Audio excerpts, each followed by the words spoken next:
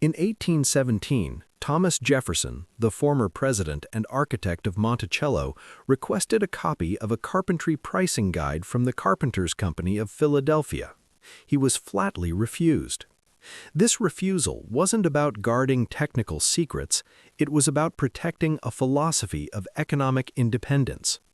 To understand what America replaced with the modern birth certificate and the centralized banking system, we have to look at the invisible architecture that once held the country together, the guild system. Before 1863, the American economy didn't revolve around national banks or a single federal currency. Instead, it was built on a web of mutual obligation, skilled guilds, and local credit. A guild, like the Carpenters Company founded in 1724, was a community of practitioners who controlled the standards, training, and pricing of their trade. Entry was earned through a 7-year apprenticeship. You didn't pay tuition, you gave your labor and learned judgment, how to price work fairly so it served both the builder and the client. These guilds operated under a unit pricing system. Every stage of construction had a standardized fair price determined by experienced members called measurers. This ensured that no individual could inflate costs for personal gain. When Philadelphia needed Independence Hall or the First Continental Congress needed a meeting place, the Carpenters Company built them. These structures still stand today, not as fragile ruins, but as functional testaments to a system that valued longevity over quarterly earnings. This pre-1863 world was organized around face-to-face arrangements. If a craftsman built a chair, he likely didn't work for hourly wages or finance his materials through a bank. He operated within a system of barter and extended credit between neighbors.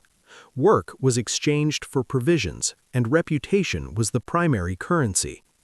The Bureau of Labor Statistics noted in 1928 that for the first century of American settlement, scarce currency was rarely used for wages. Instead, upwards of 10,000 unique legal banknotes issued by local state banks and private institutions circulated alongside these barter arrangements. To a modern economist, this looks like chaos. To the people living in it, it was a system that allowed them to build homes, furniture, and communities that lasted centuries without a federal agency or a mortgage department. The secret rulebook Jefferson wanted contained proof that fairness could be systematized from within a community without an external institution extracting a fee for every transaction. The end of this era arrived on February 25, 1863, when President Abraham Lincoln signed the National Currency Act. While history often frames this as a rational response to wartime chaos, the archives suggest a different primary motive: debt. The act was designed to create buyers for federal government bonds to fund the Civil War. National banks were required to purchase treasury securities to issue banknotes. Every dollar printed increased the demand for government debt. To ensure the new system's dominance, Congress imposed a 2% tax on state banknotes in 1864, raising it to 10% in 1865. This effectively destroyed local currencies within 2 years. Simultaneously, the Homestead Act of 1862 offered free land to citizens, but the actual cost to develop that land, for tools, seed, and livestock, was often 100 times the filing fee. Americans were given land they couldn't afford to use, and the National Currency Act created the lenders they now desperately needed. As the old guild networks and local credit arrangements were cleared away, they were replaced by company towns.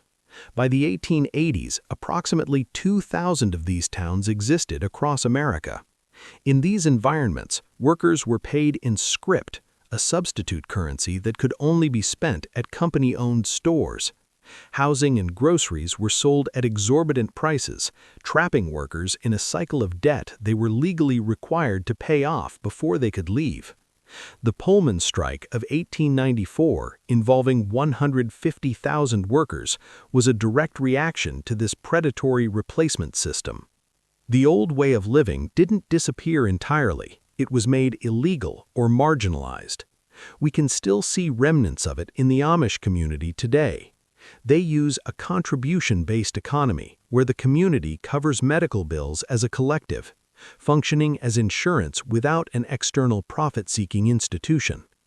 Interestingly, the Amish had to fight the federal government for years to maintain this system, eventually winning an exemption from Social Security in 1965. The fact that they had to petition Congress to keep a system that worked for centuries is proof that the original American economic architecture was deliberately dismantled. This transition was accompanied by a thinning of records. Genealogists often hit what is known as the 1870 brick wall. While the 1870 census was the first to name all Americans, including formerly enslaved people, the 1990 census, which would have filled vital historical gaps, was largely destroyed by fires in 1896 and 2021. What remained was authorized for destruction by Congress in 1933. The introduction of the birth certificate in 1902 wasn't just an administrative update, it was the final seal on a new era. It marked the shift from a person being defined by their reputation and membership in a local community to being a numbered unit in a nationalized national economic system. We traded the secret rule books of the guilds for the ledgers of national banks, and in the process, we forgot the system that built America.